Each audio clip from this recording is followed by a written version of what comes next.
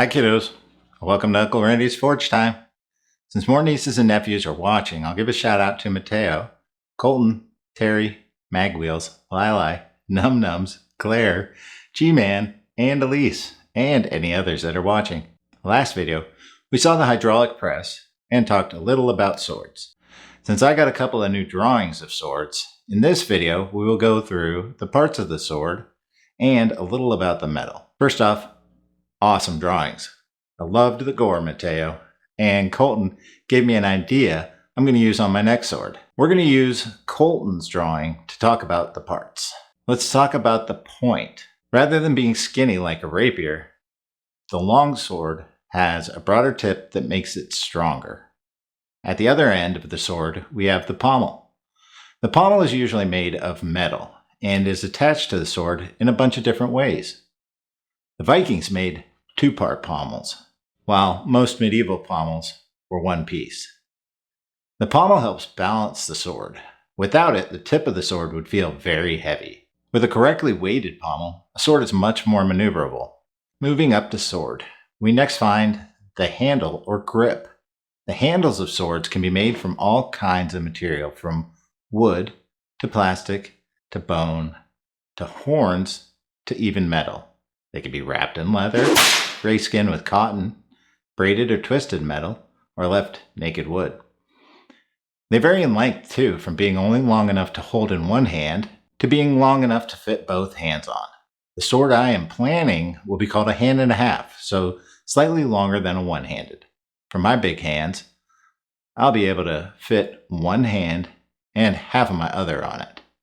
For littles like you, there will be enough room for both of your hands. We're going to make the handle out of a really cool wood called African blackwood.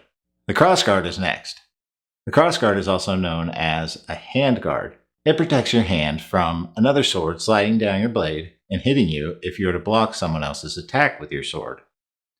The crossguards of some long swords were designed to make the sword look like a cross.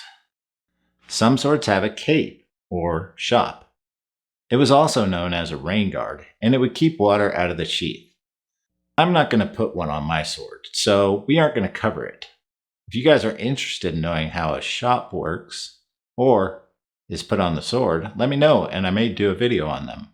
Now the good part, the blade. A longsword is usually a straight, double-edged blade that is anywhere from 31 inches to 43 inches long. The Viking sword I made is 31 inches, including the handle.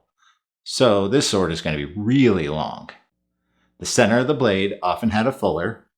The fuller is a half-round groove on both sides that makes the sword lighter while still being strong. When I was a kid, we called it a blood groove and thought that it was used to drain the blood from bad guys when they got stabbed. It isn't. It makes the sword like an I-beam shape. On the Viking sword, I forged it in, so I shaped the metal while it was hot and used my tools to make that shape before I was done hitting it with a hammer. For this sword, I'm going to use my belt grinder to put it in. That way, we can see the actual difference in weight. Right near the point of the blade, the fuller would end and a central ridge would form. This is really hard to make look even, and it was one of the hardest parts I had in making the Viking sword, as well as the hardest part of making the daggers that I make for guys at work.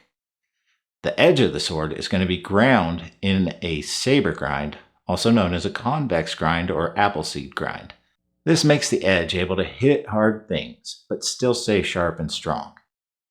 So what kind of metal should I use? I have an idea. Let's make it out of gold, so that it's really heavy and expensive. No! Gold is much too soft of a metal. Another sword would chop right through it. Okay, let's make it out of diamonds. Diamonds are really hard. No! Diamond would be way too brittle, and it would break as soon as it hit something. Let's use steel. There are many kinds of steel, and each one has different things that make them special. I want a sword that is very sharp, flexible, pretty, and rare. I'm going to combine a bunch of layers of two different types of steel, 15N20 and 1084. This is also known as Damascus steel. One stays bright and shiny while the other gets dark when I put it in the acid. Then I'm going to have a layer of copper on each side just for looks. Then the center or core of the blade will be from a very special steel called 80CRV2. It will also turn black in the acid, but it gets really sharp and is very, very strong. How many layers does your sword have, Uncle Randy? Many years ago, when I was just starting out in Special Forces, my first Operational Detachment Alpha, or A-Team, was 0423. That's for 10th Special Forces Group Airborne, 4th Battalion, Bravo Company, and it was the 3rd team in the company.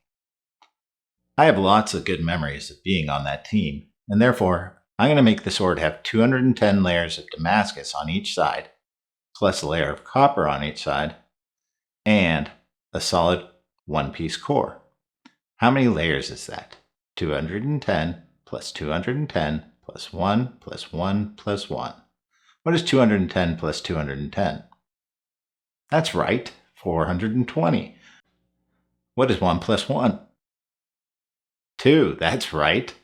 What is 2 plus 1? 3. Okay, now the hardest part. What is 420 plus 3? 423. The sword's going to have 423 layers. In the next video, we will hopefully start putting the layers together and start hitting hot metal. That is the best part of being a blacksmith. Until then, stay safe and remember that Uncle Randy And Aunt Nancy love you. Bye.